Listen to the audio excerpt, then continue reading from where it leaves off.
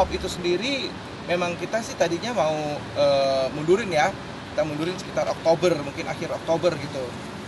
Ya, kita masih berencana seperti itu, tapi kita nggak pernah tahu ini pandemiknya kalau misalnya melihat keadaan orang pada nggak mau mengikuti peraturan pemerintah dan tidak mengikuti PSBB yang benar, kemudian ya tetap beli baju lebaran, beli apa segala macam, berkerumun seperti itu di pasar-pasar dan di tempat-tempat keramaian kayak gitu, ya kayaknya bakal panjang gitu. Kita yang udah di rumah ini gitu agak kesel ya, gemes ya Bu gitu loh. Jadi aduh ya anak Allah, jadi nggak bisa sekolah gitu. gitu. Jadi mohon banget deh untuk apa, kita ikutin lah gitu. Memang apa ya, kita tahu bosen pasti di rumah gitu, kan bisa beli online gitu. Terus kemudian kalau memang dari segi perekonomian sendiri emang harus kan bisa secara online itu semuanya gitu. Dan ya kalaupun mau keluar ya ikutinlah peraturannya, tetap jaga jarak, pakai masker, terus kemudian juga cuci tangan dan segala macamnya gitu. Karena maksudnya sejujurnya nggak punya hati banget untuk para medisnya, itu kasihan ya, mereka lebih kasihan, mereka nggak pulang, nggak ketemu anak keluarga, dan kita yang manusia yang di luar yang udah enak di dalam rumah nggak bersyukur. Ya intinya lo seenaknya untuk hasrat aja untuk lebaran lo beli segalanya yang akhirnya sekarang kondisinya dalam sehari bisa 1.000 gitu. Tolong deh otaknya dipakai aja gitu.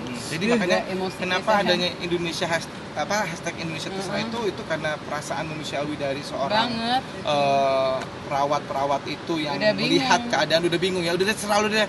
Kita ini pengennya kalau bisa sih nggak ada lagi yang positif gitu kan.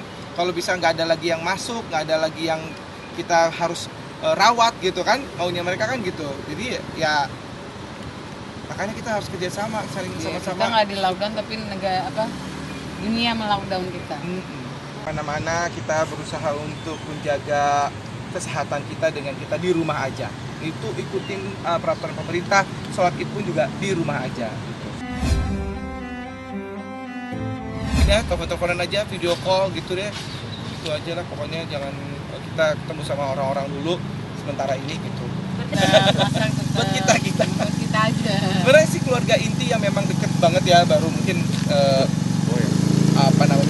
bisa temuan ke rumah kita, cuman gak kita open house buka buat tamu-tamu yang mungkin di luar keluarga inti kita gitu. Ini berarti sekarang juga kan sama juga pendapatan juga lagi lumayan seret ya gitu. Jadi mau di pengertiannya benar-benar untuk ponakan-ponakan, untuk sepupu-sepupu yang biasanya memang tahun lalu kita suka kasih ampau gitu kan. Ya sekarang nggak dulu kali ya, karena ya pendapatan pun juga lagi kurang baik, nggak seperti tahun lalu, karena ya job-job juga banyak yang dibatalin gitu kan. Gitu sih. Tidur di rumah. Habiskan waktunya mungkin seperti apa, Bu? Tidur makan. Udah sebulan tidurnya kurang, jadi mau banyak istirahat. Oh sudah, memang kan aku memang terencana kan per 6 bulan itu kemana udah berencana, tapi kan akhirnya tidak bisa. Dan bersyukurnya kan tiket juga kan bukan kita doang, tapi itu bisa ditunda 3 hari ketiga udah kerja lagi. Yang nenteng koper seolah-olah di bandara gitu, jadinya lebih aku pengen kasih tahu ke ayah bundanya bagaimana dia rindu suasana bandara gitu. Enggak sih, kalau anak-anak aku sih alhamdulillahnya nggak ada yang komplain tentang bandara ini nggak ada, mereka mengerti sih. Cuman kan bagaimana kita menyampaikan ke anak-anak untuk kita konsen tentang hal ini seperti sejak awal Ramadan itu sebenarnya. Jadi sebelum Ramadan kita udah baca ini kayaknya ini nih anak-anak udah mulai kritis nih, nggak mungkin yang cuma begitu-begitu aja kan gitu. Dan kayak kita juga termasuk yang ngejalanin Id di rumah juga insya Allah. Jadi ya memang sudah mulai belajar gitu.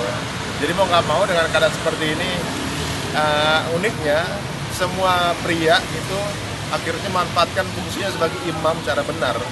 Dulu mungkin cuma ngapalin beberapa surat, sekarang semuanya udah mulai diapalin. Jadi cuma ngandelin imam dari yang di masjid aja. Padahal tugas utamanya kitanya kalau rumah tangga jadi imam. Ya mungkin Tuhan ngasih kesempatan kita untuk ya bener-bener dong ini sebenarnya gitu. Jadi kita jadi pada banyak yang belajar, jadi banyak yang tahu, gitu. Hikmahnya gitu. Anak-anak ini di Ramadan ini kita kasih kesempatan untuk mengeksplor ibadahnya, tapi dengan cara kita kasih sesuatu yang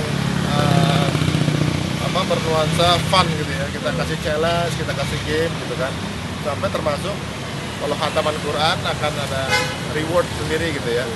Nah awalnya untuk penyemangat kan tadinya gitu, pas kita jalankan ternyata justru anak saya lebih dulu khatamnya dibanding saya, ibunya terus dia gitu, karena kan mereka lebih intens gitu. Jadi bapaknya dikasih ini Bapaknya belakangan ini, bapaknya keluar melulu kan. Jadi dia ngeliatin kita tandanya di mana dia lewatin, tandanya di mana dia lewatin gitu. Sengaja ada challenge, mereka lebih semangat kalau ngalahin bapaknya gitu. Ya ada sisi menariknya juga sih. Kita selama 10 hari belakangan, orang kan yang tinggal di masjid, jadi kita keluar di belakang nggak tinggal di rumah, kita sekeluarga tinggal di musola. Jadi keluar kalau mandi, makan, kemudian ke toilet gitu aja. Misalnya kita jadi musola kita udah berantakan banget, ada kasur, ada fungsi di rumah. Kalau maksudnya kalau misalnya ngobrol tentang pernikahan, semua orang pasti gitu, setiap orang udah pacaran sekian lama kan pasti akan ngomongin pernikahan. Cuman kalau untuk waktu pastinya kapan, saya belum tahu juga kapan pastinya, apakah tahun ini atau tahun depan, karena memang tadinya mau tahun ini, tapi kan situasinya lagi masih seperti ini, jadi nggak tahu jadi gimana. Emang udah kita nggak ada yang disembunyiin, emang kalau mereka mau menikah ya mudah-mudahan tahun ini bisa nikah, kalau saya tahun depan. Dan kita melihat ke depan, berusaha untuk menjalani yang terbaik sekarang untuk meraih apa yang kita mau di depan, dan sekarang ibaratnya nabung mimpi. Ya. Oh, tentang pernikahan Nay dan juga Manov, gue sebenarnya udah tahu, dan gue juga udah dengar kabar itu sebenarnya udah lumayan cukup lama untuk mereka berdua. Nah terus kalau untuk undangan sendiri, gue literally secara fisik sih belum terima, tapi sih udah ada omongan, dan gue juga sebenarnya udah tahu kapan, tapi gue juga nggak mungkin kan ngasih tahu atau nyebarin gitu aja. Komentarnya mengenai pernikahan Nay, seneng sama Nay sih udah lama banget nggak syuting bareng, tapi udah dengar juga berita Nay katanya mau nikah, lihat di berita. Seneng banget dengar kabar itu, karena gue cukup akrab lah sama Nay, kalau ketemu sama kakaknya, sama Nana juga. Jadi ya senang dengar kabar Nay mau menikah, mudah-mudahan langgeng. Jadi kayak sekarang kondisi kayak begini sulit juga ya mau mengundang banyak orang, yang penting doanya nyampe. Doain aja yang terbaik buat Nay, sama Manov, sama calon pasangannya, mudah-mudahan bisa nikah secepatnya.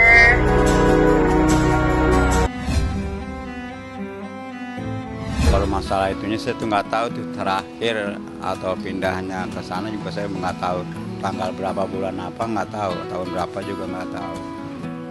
Belum ada ngurus-ngurus surat-surat semua.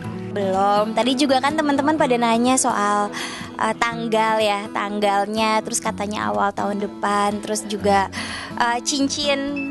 katanya cincin ini. Aku nih kebetulan orangnya emang suka pakai cincin, cuman ini bukan cincin tunangan. Jadi aku ya gitulah, aku minta doanya aja untuk sekarang. Soal fitting baju, terus tas make up segala macam, bukan buat pre-wed.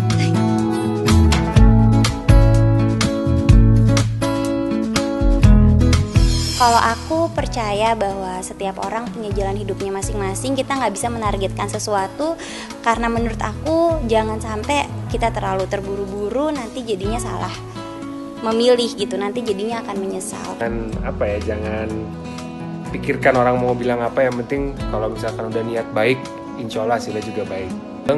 Mengenai isu-isu tentang kayak ada kontroversi apa segala macam, sepertinya itu bukan ranah kita ya untuk berkomentar, karena memang itu urusan keluarga. Belum. Kalau kemarin itu jadi aku ada sahabat aku, dia lagi baby shower, temanya emang Jepang gitu, karena dia orang Jepang. Ya udah, jadi akhirnya aku sama sahabat-sahabat aku semuanya kita pakai pakaian Jepang, yang datang pasangannya, suami-suaminya juga pakai baju Jepang. Ya udah begitu aja, tapi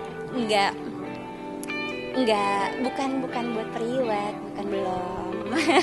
Buat Nay sama si Mas, selamat menempuh hidup baru, mudah-mudahan persiapannya lancar, tidak ada kendala berarti, tetap jaga kesehatan, dan juga jangan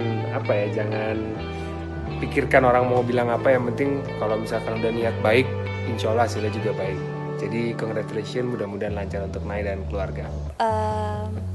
Ibaratnya menabung mimpi, menabung rencana gitu ya, mudah-mudahan aja semuanya sukses, doain ya.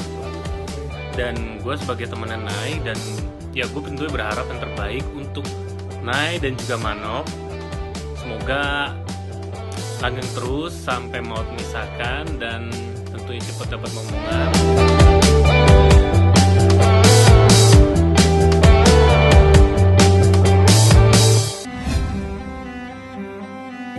Dia udah nggak praktek kan gitu, dia dokternya nggak praktek, dokternya juga udah nggak balik lagi ke tempat dia di merawat itu atau periksa ya, sayang, tempat periksanya dia udah di rumah, dan kalau kita datang ke rumahnya juga nggak mungkin seperti itu karena protokolnya. Yang penting komunikasinya by phone aja sih palingan, karena udah ada nomornya, palingan searching juga apa yang bikin ibu hamil nggak boleh puasa atau apa sih, kita searching terus kita komunikasi sama dokter aja kayak gitu.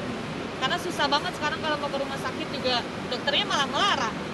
Pin masih belum sih, karena kita ya itu baru mau kasih tahu nantilah. Kalau surprise aja. Takutnya ya kejutan aja nanti, mudah-mudahan. Pokoknya sih kalau yang namanya kayak gitu kita nggak boleh, bukan nggak mau ya.